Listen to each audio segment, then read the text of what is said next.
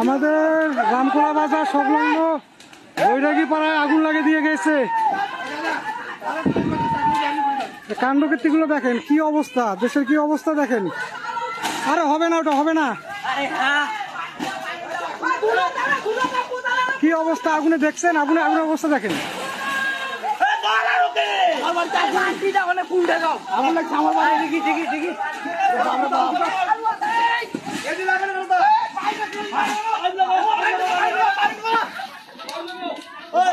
আগুন দেখো, আগুন দেখো, আগুন দেখো।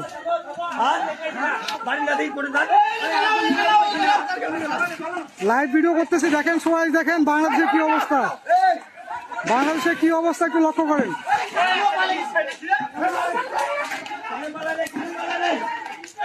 আরে মেনসুস কেন করছো ওরা?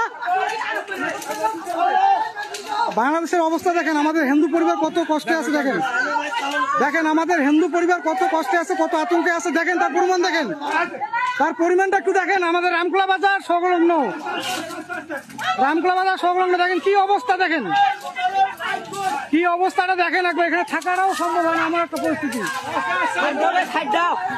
আপনারা প্লিজ এটা শেয়ার করবেন, একটু শেয়ার করে দেখবে, দেখাবেন।